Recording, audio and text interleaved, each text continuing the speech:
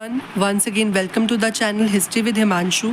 आज की इस वीडियो में हम अपना नेक्स्ट टॉपिक स्टार्ट करने वाले हैं जिसका नाम है the Chishtis in the subcontinent. इसमें हमको बता रखा है कि चिश्तीज़ होते कौन थे। बेसिकली ये भी सूफीज़ जैसे ही होते थे, ठीक है, बट ये कुछ अलग टाइप का ग्रुप था जो अलग एरिया से आया था।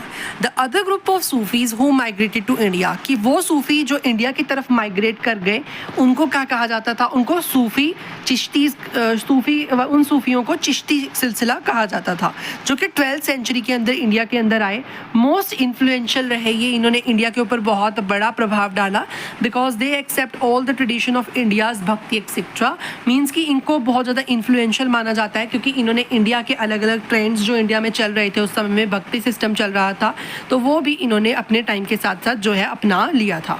नेक्स्ट है लाइफ ऑफ चिश्ती खानगा। चिश्ती खानगा का रहने का एरिया कैसा हुआ करता था?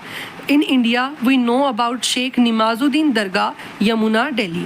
ठीक है, हमें पता है कि शेख निमाजुद्दीन जो है इंडिया के अंदर इनकी दरगाह थी जो कि दिल्ली के अंदर थी। ठीक है, यमुना नदी के किनारे पे इनकी दरगाह बनाई गई थी और ये बहुत ही बड़े चिश्ती खानगाह के बहुत बड़े शेख हुए हैं।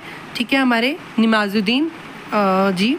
उसके बाद है there was a small rooms in dargah. दरगाह के अंदर कुछ छोटे छोटे कमरे हुआ करते थे and one big hall called jamaat khana, और एक बहुत बड़ा होल भी हुआ करता था जिसको जमात खाना कहा जाता था।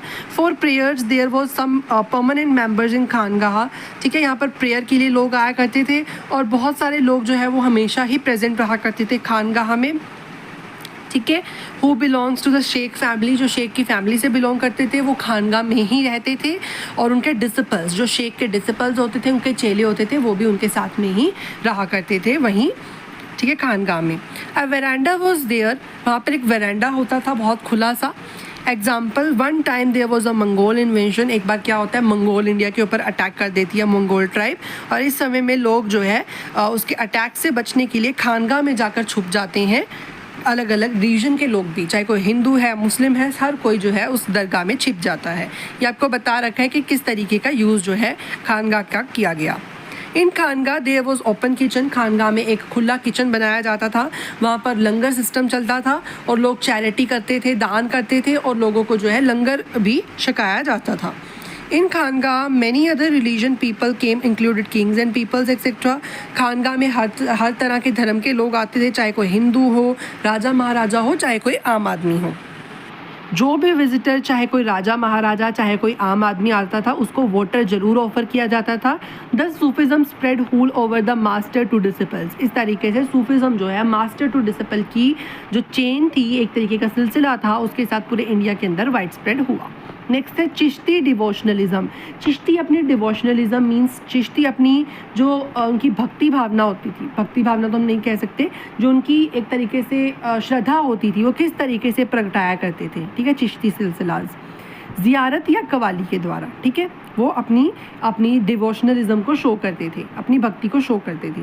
People use to go dargah for ziyarat. ये ज़ियारत जाया करते थे अलग अलग टॉम श्राइन्स पे, जहाँ की शेख की पिलग्रिमेज, शेख की जो टॉम श्राइन होती थी वहाँ की पिलग्रिमेज करने के लिए जाया करते थे।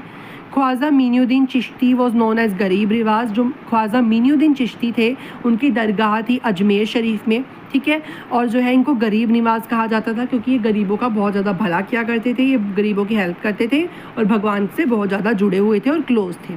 Mohammad bin Tughlaq was also visited to him. मतलब मोहम्मद बिन तुगलक भी जो है ख्वाजा निज़ामुद्दीन चिश्ती के पास उनकी दरगाह में आए थे। This Chishtis use to do qawwali. अब ये चिश्तीज़ भगवान की प्रेज़ में डाइवोशनलिज्म को शो करने के लिए जो है कवाली गाया करते थे अल्लाह की प्रेज़ के अंदर। ठीक है, नेक्स्ट है हमारा टॉपिक संत कबीर। अब हम कबीर जी के बारे में जानने वाले हैं। संत कबीर बहुत ही महान पोएट हुए हैं, बहुत ही महान संत हुए हैं और इन्होंने अपनी पोएट्री और अपनी जो भी इनकी रचनाएं थी उससे लोगों को काफ़ी इम्प्रेस किया है। अब हम इस टॉपिक में कबीर जी के बारे में जानने वाले हैं। ठीक है, थोड़ा सा ही रह गया ये आपका चैप्टर, नेक्स्ट वीडियो तक आपका शायद चैप्टर ख़त्म हो जाएगा, कंप्लीट हो जाएगा पूरा। ठीक है, कबीर एक पोएट थे, सेंट थे। 14 से 15 सेंचुरी के दौरान समय में इन्होंने बहुत सारी अपनी जो है अलग अलग टाइप की रीडिंग्स राइटिंग्स लिखी।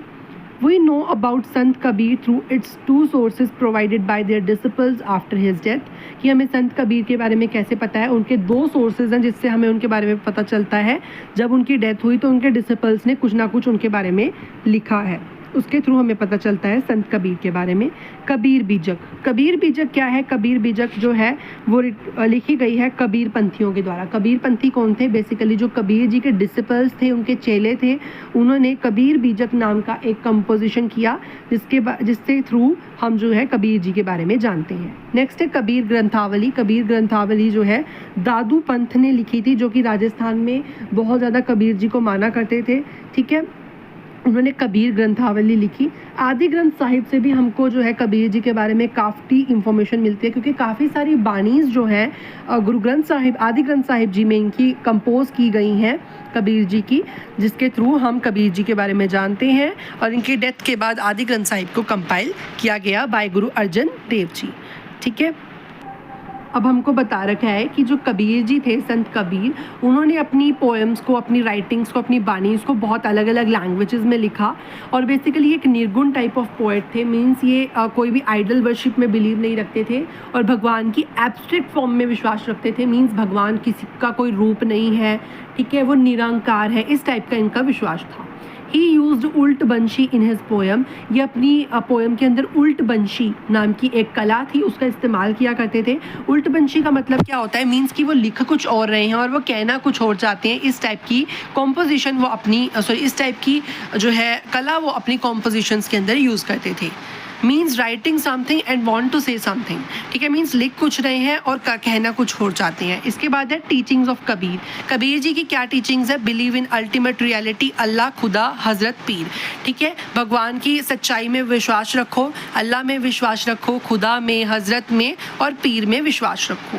ही use to oppose idol worship. वो मूर्ति पूजा का खंडन करते हैं, अपोज में है उनके।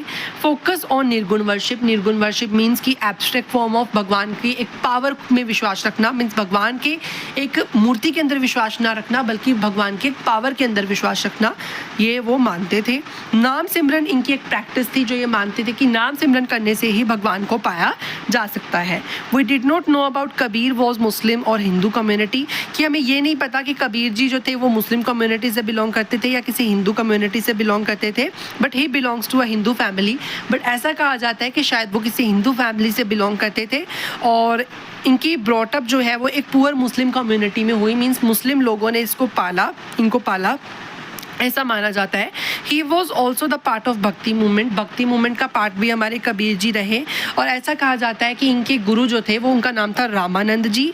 ठीक है, ही यूज्ड से सतगुरु टू हिज लीडर। जो ये रामानंद थे, इनको ये एज अ रामानंद उनका नाम यूज़ नहीं करते थे, ये एज अ सतगुरु उनको सतिकार के साथ बुलाते थे और अपनी राइटिंग्स के अंदर लिखते थे।